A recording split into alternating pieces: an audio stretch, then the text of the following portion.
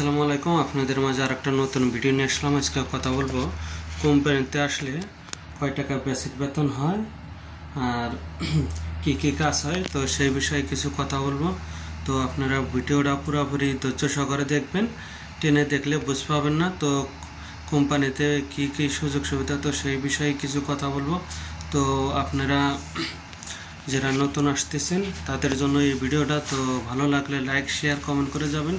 আপনারা যদি সাপোর্ট করেন আশা করি আমি এগিয়ে যেতে পারবো। তো আজকে মূলত কথা বলবো মালদ্বীপ যে ভাইয়েরা আসবেন সেই ভাইদের কোম্পানিতে বেসিক বেতন নিয়ে। তো কয় টাকা বেসিক বেতন কোম্পানিতে আসলে, তো সেই বিষয়ে কিছু কথা বলবো। তো কথা না বাড়িয়ে আমরা বেসিক ডিউটি ইয়েতে যাবো যে কোম্পানিতে আসলে কয় টাকা বেসিক বেতন হবে।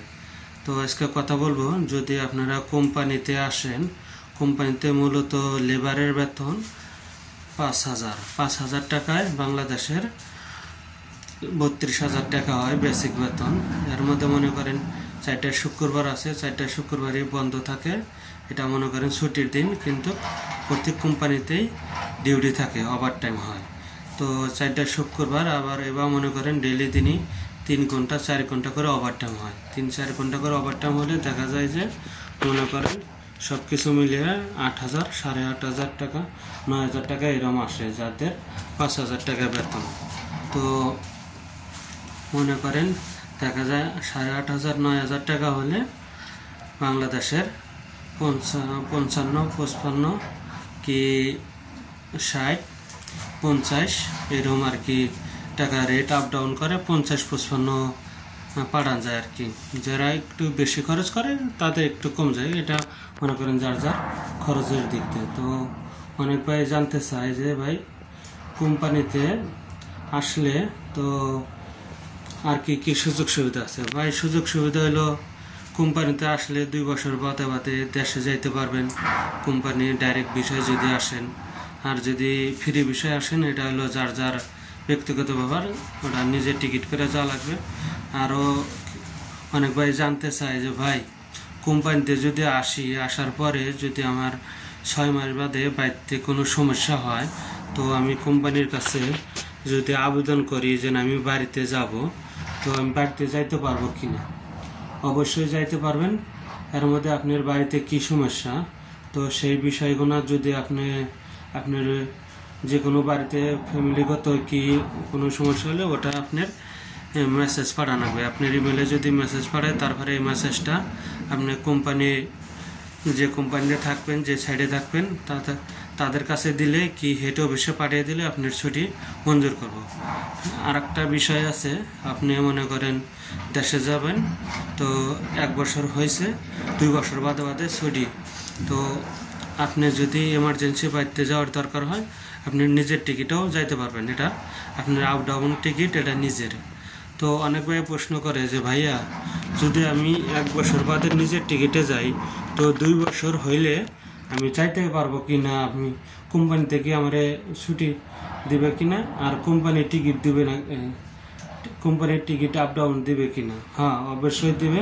আপনাকে 2 বছর বাদে ফেরা কোম্পানির টিকিটে আপনাকে পাঠাবে। এরই ক্ষেত্রে দেখা যায় আপনি যদি 2 মাসের ছুটি পান, যদি কোম্পানিতে কাজের একটু চাপ থাকে, তো আপনার 1 মাসের ছুটিতে পাঠাবে, কিন্তু আপ ডাউন টিকিট এটা পুরোপুরি মনে করেন কোম্পানি দেবে।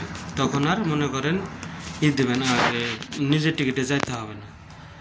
অনেক ভাই প্রশ্ন করে যে ভাই কোম্পানিতে গেলে আমরা মনে করেন যে কোনো অসুখ বেসুখ হইলো, ওটা কি নিজের টাকাতে ওষুধ কিনে খাওয়া লাগে না কোম্পানিতে দেয়? ভাই কোম্পানিতে আসলে হারে কোম্পানির সব কিছু আপনাকে কোম্পানি দেখবে। আপনাদের একটা ইন্স্যুরেন্স থাকে, একটা কার্ড থাকে, ওই কার্ডে ব্যাংক কার্ড, মনে করেন ওই ব্যাংক কার্ডের টাকা থাকে 1 বছরে মনে করেন আপনার 2,000-3,000 এই দেশের রুপিয়া থাকে, মালদ্বীপের রুপিয়া থাকে। আপনার যে কোনো অসুখ বেসুখ হইলে ওটাও মনে করেন ব্যাংক কার্ডে থেকে হাসপাতালে গেলে কেটে নেবে। যদি বড় ধরনের আপনার যে কোনো রোগ টোগ হয়, তো ফেরা কোম্পানির চিকিৎসা করবে। আপনার বেসিক বেতনের থেকে কি আপনার ক্যাশ টাকা থেকে কোনো চিকিৎসা করা লাগবে না। তো অনেক ভাই প্রশ্ন করে যে ভাই যদি আমি এই দেশে আসার পর যদি বড় ধরনের কোনো সমস্যা হয়, তো আমাকে কি দেশে পাঠিয়ে দেবে নাকি? না ভাই, দেশে পাঠিয়ে দেবে না, আপনাকে চিকিৎসা করবে। চিকিৎসা করতে করতে যদি ভালো না হয়, ওটা পরবর্তীতে মনে করেন আপনাকে দেখবে, দেখার পর যদি না হয়, দেখা যায় যে বাংলাদেশে যে যদি ঠিক হওয়ার চিন্তাভাবনা কি ঠিক হওয়ার সিস্টেম থাকে, তো আপনাকে দেশে ছুটিতে বাড়াবে। তারপরে মনে করেন তো এরকম ধরনের বড় ধরনের অসুখ বিসুখ হয় না কি এর, যে মনে করেন এই দেশে ভালো ভালো ডাক্তার আছে কি ভালো ভালো চিকিৎসা করে, তো আশা করি ওইরকম ধরনের হয় না। তো মনে করেন আজকে কোম্পানির কি কি সুযোগ সুবিধা, স্যালারি কত। আর অনেক ভাই প্রশ্ন করে যে ভাই মালদ্বীপের 1 টাকায় কয় টাকা হয়? মালদ্বীপের 1 টাকায় 60 টাকা হয়, 6.5 টাকাও হয়।